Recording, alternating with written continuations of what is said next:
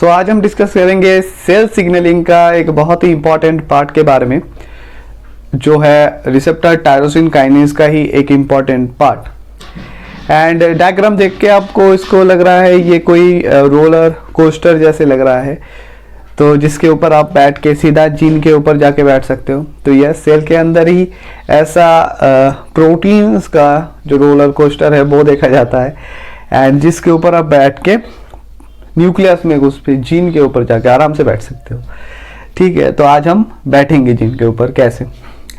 तो ये है हमारा प्यारा रिसेप्टर टायरोसिन काइनेज।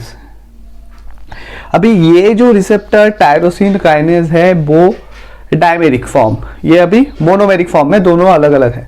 पर जब ग्रोथ फैक्टर आ गया, लाइक हम एग्जांपल की तरफ से ले एपिडर्मल ग्रोथ फैक्टर, जब आके ये रिसेप्टर टायरोसिन के साथ बाइंड करेगा तो दोनों जो इसका पार्ट है वो आके मिल जाएगा।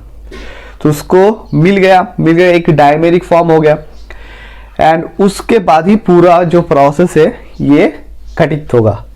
तो पहले क्या होगा, इसका तीन पार्ट है हम जानते हैं, एक एक्स्ट्रासेलुलर ट्रांसमेम्ब्रेन पार्ट और एक साइटोप्लाज्मिक पार्ट। इसमें पूरा phosphorylation, auto phosphorylation, cross phosphorylation का जो प्रोसेस है उसमें होगा। तो जो टायरोसिन रेसिड्यूज है इसमें वो फॉस्फोराइलेटेड होगा। तो अभी क्या बना, फॉस्फोटायरोसिन, ये एक active form of the receptor tyrosine kinase है।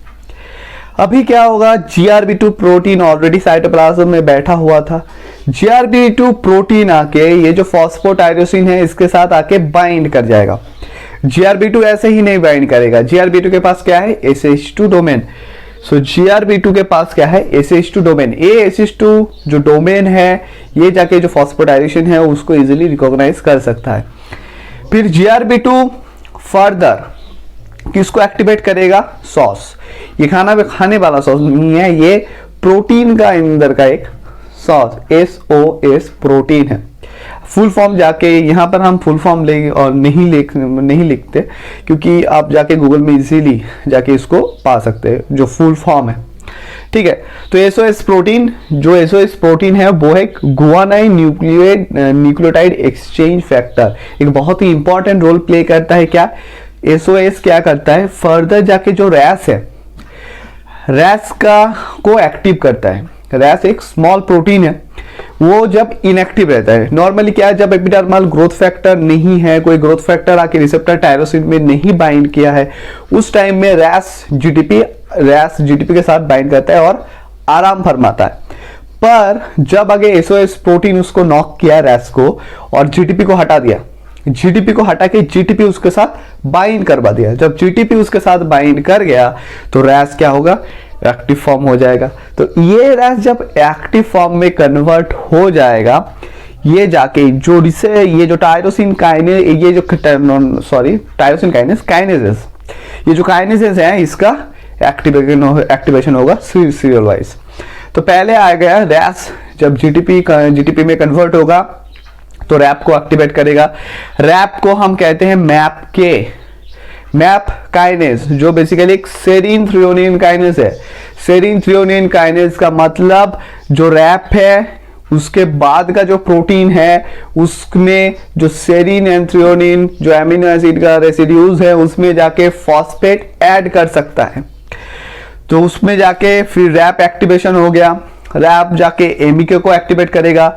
एमिके थ्रियोनिन एंड टायरोसिन काइनेज इसको हम कहते हैं, जो हमारा एमिके प्रोटीन है। उसके बाद आता है ERK प्रोटीन।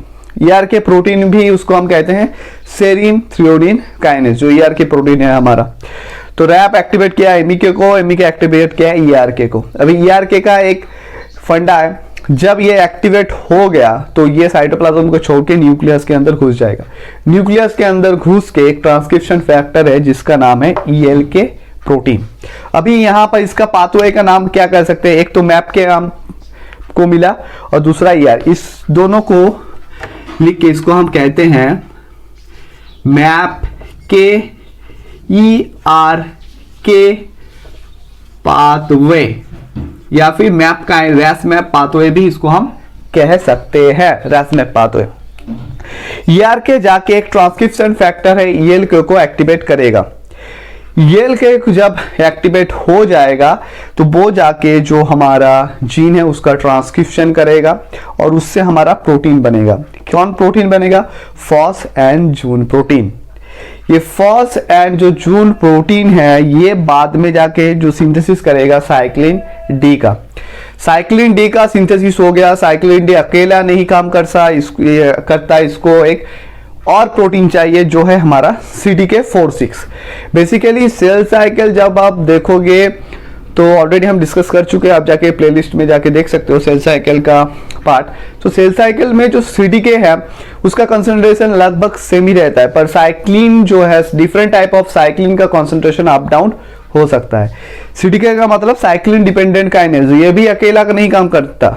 CDK भी अकेला बेकार है, जब उसको साइक्लिन डी मिलता है तो दोनों मिलके काम करता है। तो जब साइक्लिन डी CDK4/6 मिलेगा तो एक प्रोटीन है PRB प्रोटीन, रेटिनोब्लास्टोमा, तो इसको जाके फॉस्फोराइलेट करेगा। नॉर्मली PRB जो प्रोटीन है वो E2F के साथ बाइंड करता है एंड E2F को इनिबिट करके रखता है। तो बेसिकली एक इनिबिटर है ऑफ E2F। पर जब cyclin D and CDK4/6 activate हो जाता है तो ये PRB को फॉस्फोराइलेट कर देता है and phosphorylated form of PRB protein जो RB प्रोटीन है वो E2F को पकड़ के नहीं रख सकता है, E2F फ्री हो जाएगा।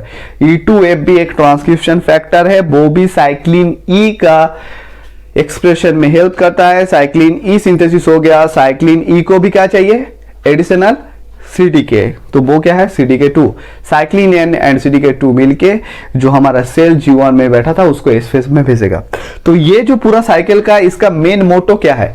सेल अभी G1 फेज में बैठा हुआ है, सेल को हमें इस फेज में पहुंचाना है। तो बेसिकली एक ट्रांजिशन पॉइंट में काम करता है ये पूरा पाथवे। मतलब सेल अभी G1 फेज में है, अभी उसका रेप्लिकेशन भी होगा, फिर ग्रोथ फेज आएगा, फिर उसका माइटोसिस में घुसेगा, तो उसको इस फेज में जाना है तब तो आगे बढ़ेगा। तो अभी G1 फेज में बैठा हुआ है, जब तक उसको ग्रोथ फैक्टर मिला तो G1 फेज से क्या किया, ये जो cyclin E CDK2 and cyclin D CDK4/6 ये जाके पूरा सेल को G1 से इस फेज में बैठा दिया। अभी इस सेल को बोला जाओ जाके आप रेप्लिकेशन करो, जो सेल का साइकिल का जो प्रोसेस है उसको आगे बढ़ाओ। तो यही पूरा प्रोसेस है हमारा मैप के ER के पाथवे। अभी यहाँ पर एक इंपॉर्टेंट चीज भी आता है, यहाँ पे जो आप देख रहे हैं रैस GTP है, इसको हम अभी देख रहे हैं ब्रीफ फॉर्म में। तो ये रैस GTP अभी एक्टिव है, जब एपिडर्मल ग्रोथ फैक्टर आया तो ये एक्टिव हो गया। अभी ये जो रैस GTP है, जब कोई EGF नहीं है, कोई एपिडर्मल ग्रोथ फैक्टर नहीं है, तो सिंपली ये एक गैप नाम का एक प्रोटीन है, वो भी साइटोप्लाज्म में रहता है। गैप मतलब GTPase एक्टिवेटिंग, यहाँ पर लिखा है कि नहीं, सो GTPase एक्टिवेटिंग प्रोटीन। ये इसका काम क्या है? जो रैस है उसका GTPase एक्टिविटी को स्टिमुलेट करता है। जब रैस का GTPase एक्टिविटी स्टिमुलेट हो गया तो अपना जो GTP है वो GTP में ये कन्वर्ट करेगा एंड रैस GTP फॉर्म होगा जो एक इनएक्टिव फॉर्म है। एंड जब ये इनएक्टिव होगा फर्दर जो प्रोसेस है वो नहीं हो पाएगा। पर यहाँ पर अगर कुछ म्यूटेशन हो गया, उस म्यूटेशन जो रैस GTP है वो एक्टिव फॉर्म में ही रह गया, तो वो सेल के लिए बहुत डेंजर हो सकता है, क्योंकि जो डाउन स्ट्रीम का जो पाथवेज है ये पाथवेज कंटिन्यूअसली चलता रहेगा और सेल साइकिल कंटिन्यूअसली चलेगा, सेल का ग्रोथ कंटिन्यूअसली होगा और सेल एक एबनॉर्मल ग्रोथ शो करेगा जो कैंसर कॉज कर सकता है। तो रैस बेसिकली एक स्मॉल प्रोटीन G प्रोटीन है जिसके खुद का पास ही GTPase एक्टिविटी है, पर वो GTPase वो खुद ब खुद एक्टिवेट नहीं कर सकता, उसके लिए चाहिए उसको गैप GTPase एक्टिवेटिंग प्रोटीन। वो जाके उसका जो स्टिमुलेट करता है रैस का खुद का GTPase को मतलब एक्टिव करने के लिए, फिर ये जो GTP है ये GTP में कन्वर्ट करेगा और रैस GTP एक इनएक्टिव फॉर्म है। अगर वीडियो को अच्छा लगा दोस्तों के साथ ज़रूर शेयर कीजिए और मुझे ज़रूर सपोर्ट कीजिए और लाइक एंड सब्सक्राइब करके जाइए। Thank you.